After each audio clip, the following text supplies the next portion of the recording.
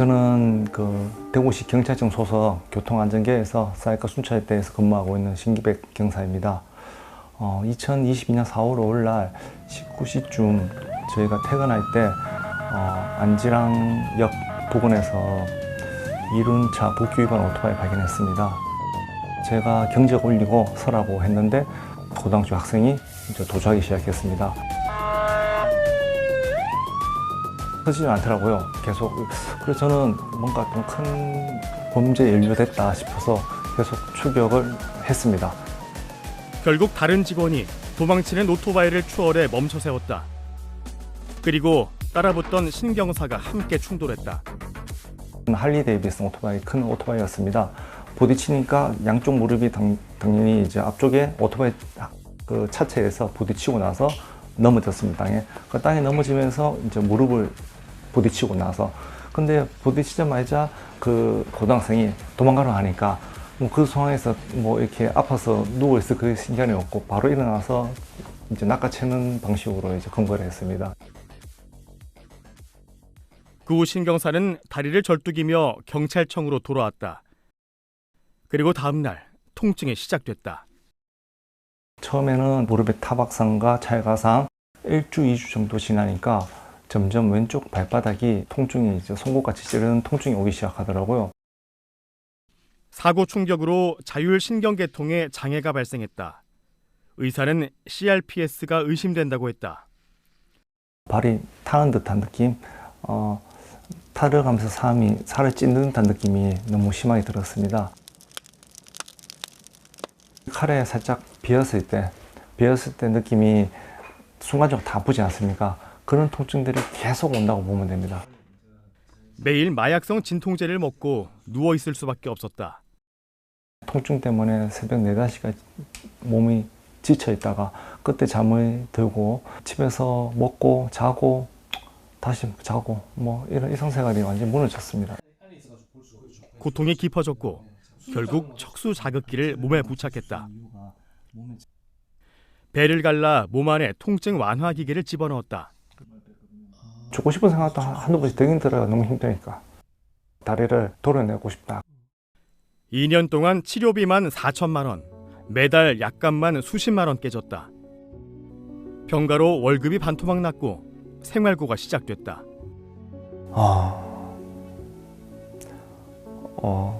집안에 또 생계를 유지해야 될 그 책임도 있는데 그런 것도 못한 채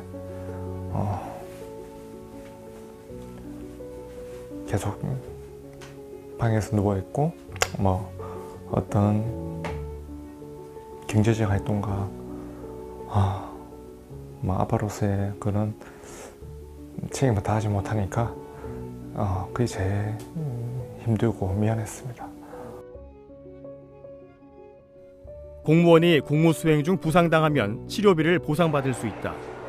그런데 정부는 치료비 보상을 거부했다. 인사혁신처가 신경사의 통증이 사고와 관련 없다고 판단한 것이다. 그들은 오히려 신경사가 기저질환이 있다고 주장했다. 제가 사이카 오토바이 타면서 생긴 근육통이나 단순 그런 근육통으로 해서 생긴 질환들을 이제 문제 삼았습니다. 그동안 열심히 범인 잡다가 생긴 근육통을 치료비 보상 거부 이유로 든 것이다. 신경사는 모멸감이 들었다. 좀 억울한 심정이 좀 많이 들었죠. 당연히 인간이라면 누구나 좀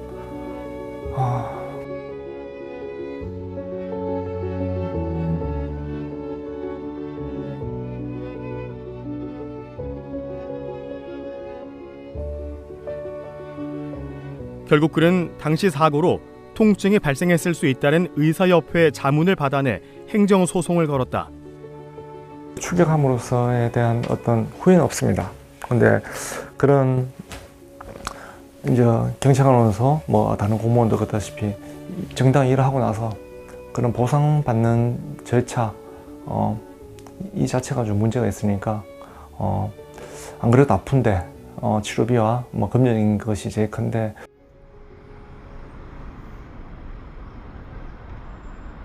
통증 질환, 통증을 감지하고 전달하는 신경계에 장애가 생긴 병이다. 작은 자극에도 무시무시한 통증이 찾아온다. 다리를 자르고 싶은 마음도 있어요. 솔직히 너무 고통스러우니까. MRI와 CT 등 몸의 구조를 확인하는 영상 장비는 전기 신호인 통증 질환을 잡아내기 어렵다. 암이나 당뇨 등 다른 질환이 조직과 혈액 검사로 확정 진단을 내릴 수 있는 것과는 대조적이다. 의학적인 우리 기본 검사를 했을 때 혈액 검사라든지 영상 검사로 했을 때 그 정상인 경우가 많습니다. 그런 경우에 진단이 어렵고요. 결국 장기간 추적 관찰로서 피부 변화와 온도 차이, 부종 등을 통해 임상 진단을 내리는 실정이다. 통증에 대한 그 유무와 정도를 평가할 수 있는 객관적인 것은 현재는 없습니다. 환자분의 주관적인 어떤 표현에 의존해서 평가하는 게 대부분입니다. 그런데 정부는 이런 통증 질환의 특수성을 무시한다. 대신 객관적인 진단 결과만을 요구한다. 무조건 질환이 눈에 보여야 한다는 것이다. 원래 눈으로 볼 수 없는 병인데 왜 안 보이냐 따진다.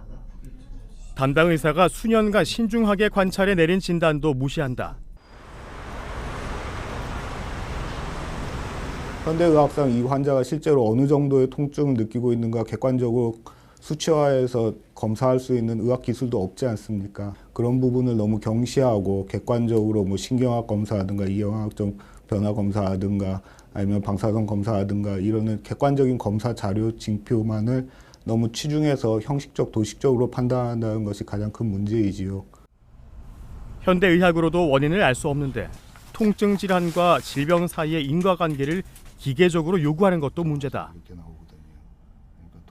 해당 사고는 굉장히 경미한 사고였는데 이렇게 뭐 거동이 불가능할 정도 중한 장애가 나타났다는 건 납득하기가 어렵다 그러는데요. 신경병증 같은 경우는 아주 가벼운 외부적 자극만으로도 얼마든지 발생할 수 있는 질병이기 때문에요. 다친 공무원에게 모든 입증 책임을 요구하는 건 역시 공무원을 두 번 울게 만든다.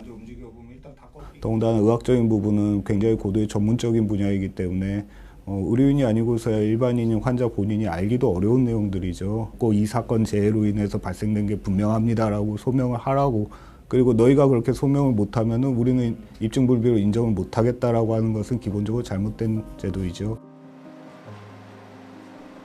더 큰 문제는 정부 스스로도 통증 질환을 정확히 검증하지 못한다는 점이다. 인사혁신처와 국가보훈처 소속 마취통증의학과 전문의는 아주 소수, 그마저도 훈련을 잘 받지 못했다. 심사위원회 선정이나 이런 거에 있어서 학회 측에서 어레인지하고 그런 그 시스템은 아닌 것 같아요. 중증도 평가나 장애 평가에 대해서 잘 알고 트레이닝 잘 되어 있는 그런 인력이 가서 평가를 하는 건 아닌 것 같아요. 그래서 어떤 심사의 일관성이나 이런 문제도 상당히 이제 있다고 보죠, 저희들은. 부산에 사는 27살 박진영 씨. 군 복무 중 과도한 작업으로 통증 질환을 얻었다. CRPS 진단을 받고도 군은 3개월 뒤 전역을 허가했다. 그 역시 국가유공자 신청을 했지만 거부됐다. 좀 원망스러워요. 내가 뭘 잘못해서 이런 병에 걸렸을까? 왜 이런 병은 티도 안 나서 다른 사람들이 이제 제대로 알지도 못하게 하는 이런 병을 걸려가지고 왜 나 혼자만 쓸쓸하게 아파야 되는가? 근데 보이면서 아프면 사실 사람들이 믿기라도 하는데 이해는 못할 수 있는 걸 이해는 하는데 꾀병 부리지 마라? 뭐 이런 류의 소리는 좀 안 했으면 좋겠어요. 20대 어린 나이에 일상이 무너졌다. 그러나 나라는 그를 돌보지 않았다. 군인들이 정말 많이 걸려요, 이 병을. 근데 군인들이 입증을 못해요. 제가 유공자 소송을 했는데 보훈 대상자는 됐는데 유공자는 졌어요. 그 이유가 입증 책임이 저한테 있다는 거예요. 근데 저는 애초에 수색 중대에서 일을 했고 GP에서 다쳤기 때문에 어떠한 증거도 없고, 그러니까 그리고 군이란 특성상 너무 폐쇄적이잖아요. 경찰과 소방관, 군인 등 업무적으로 노출된 공무원들이 몸을 살릴 수밖에 없다는 자조가 나온다. 제가 군인들한테 말씀드리고 싶은 게 하나 있거든요. 최선 다하지 마세요, 군대 가서. 결국 국가는 당신의 책임을 절대 져주지 않고 거기서 다치거나 거기서 불이익을 당해도 다 당신 혼자 감당해야 된다. 결국 다친 공무원들은 시간과 돈을 들여 행정소송을 진행한다. 통증 질환의 특수성을 무시한 행정 편의주의에 대한 지적이 나온다. 그 국가기관이 행하는 업무가 사실 궁극적이고 본질적인 업무는 개인이 감당하기 어려운 이런 불행한 사고를 당한 사회 구성원에게 사회복지와 구조 측면에서 지원을 해주는 것이 근본적인 목적인데, 이런 실제 사례들을 보게 되면은 어떻게든 지원을 거부할 빌미만 찾는 것처럼 그렇게 느껴지는 경우가 많습니다. 무엇보다 통증 질환에 대한 우리 사회 인식 변화도 필요하다는 목소리도 나온다. 통증에 대한 것에 대해서 아직까지 우리가 부정적으로 바라보는 것 같아요. 환자가 불편한 것을 적시에 도와줄 수 있는 사회 시스템이 있으면 좋겠다. 1년에 걸친 신경사의 행정소송 결과가 2025년 12월에 나왔다. 재판부는 통증 질환이 사고와 연관이 있다며 인사혁신처에 조정을 권고했고, 인사혁신처는 그 권고를 받아들였다. 재판을 떠나서 시간이 너무 길게 소요되니까 그게 재판을 기다리는 사람으로서 너무 힘들더라고요.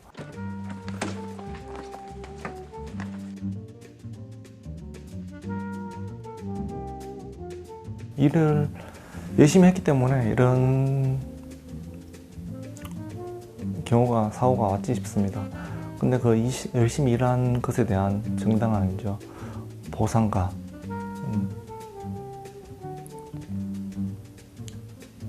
보상이 이루어졌으면 좋겠다는 생각이 많이 듭니다.